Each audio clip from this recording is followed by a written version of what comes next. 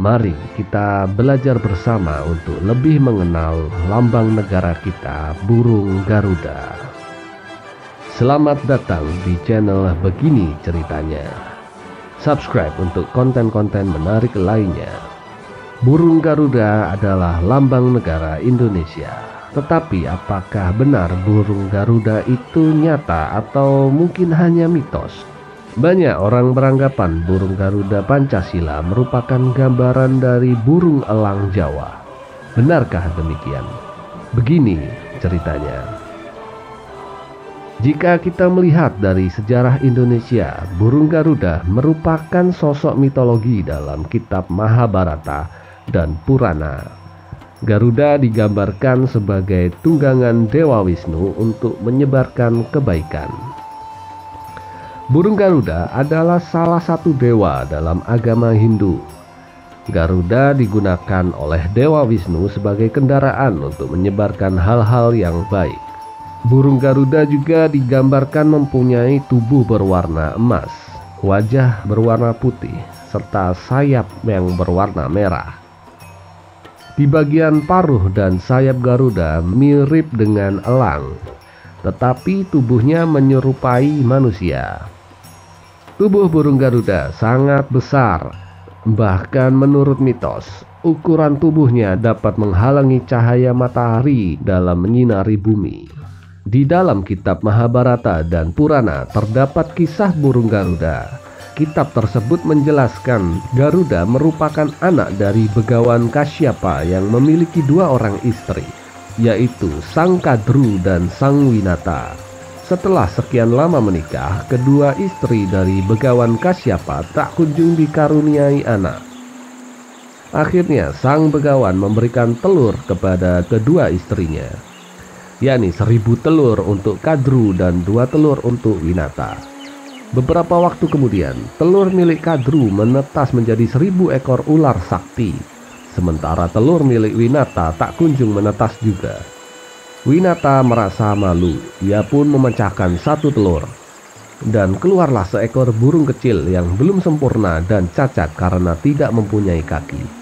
Nama burung kecil itu adalah Anaruh, sedangkan telur yang satu lagi dijaga dan diperhatikan dengan baik oleh Winata. Pada suatu hari, Kadru dan Winata bertarung. Hasilnya Winata kalah karena kelicikan Kadru, dan Winata harus melayani Kadru beserta 1000 ekor ular miliknya.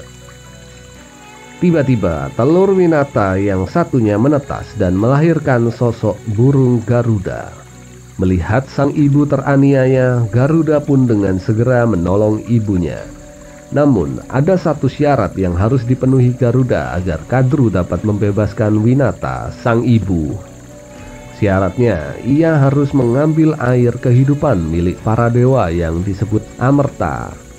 Demi menolong ibunya, burung Garuda pergi dan terjadilah pertarungan antara ia dan para dewa penjaga.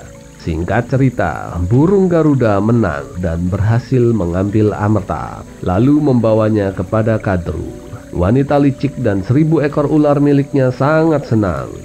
Sang ibu pun kemudian dibebaskan. Sang ibu sudah berada di sisinya. Kemudian Garuda mencoba mengembalikan air kehidupan milik para dewa tersebut.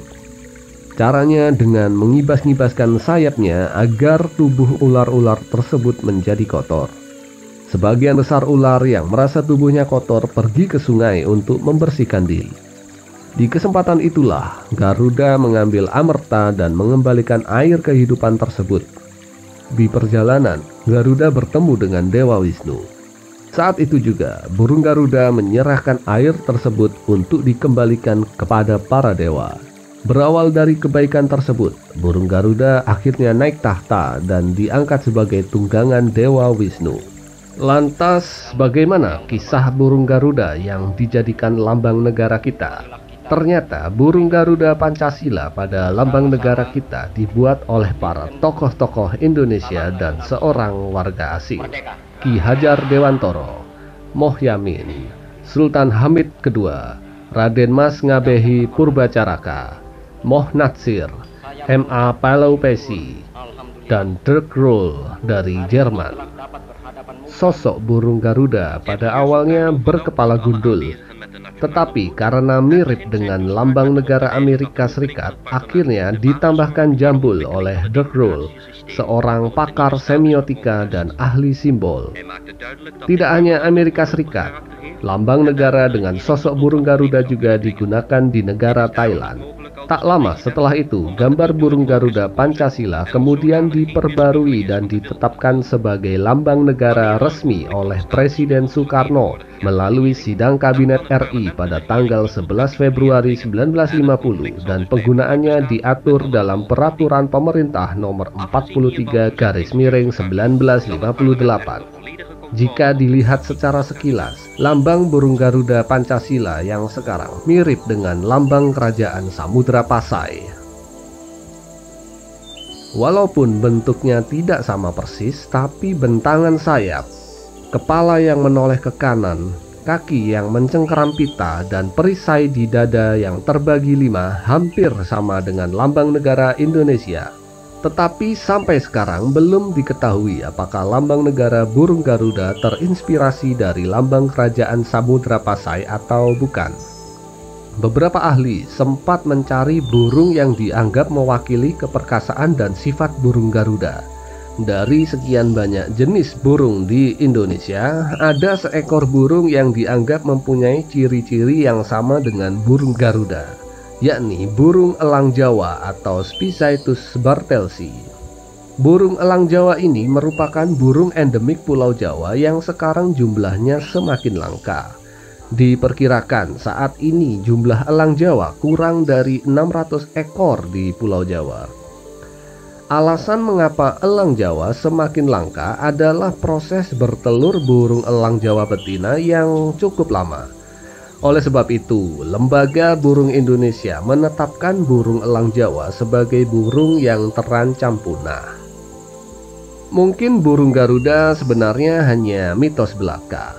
Namun sosok burung Garuda di lambang negara Indonesia hampir sama dengan burung elang Jawa. Tidak heran, sebagian masyarakat menyebut burung Garuda sebenarnya adalah burung elang Jawa.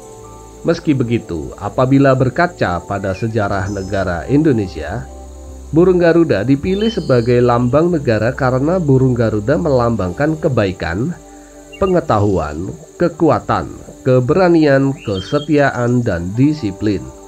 Selain itu, burung Garuda mempunyai sifat Wisnu sebagai pemelihara dan penjaga alam semesta. Jadi intinya burung Garuda dipilih sebagai lambang negara Indonesia untuk menggambarkan bahwa Indonesia adalah bangsa yang baik, berani, dan kuat. Jadi begitulah ceritanya. Subscribe untuk cerita-cerita menarik berikutnya.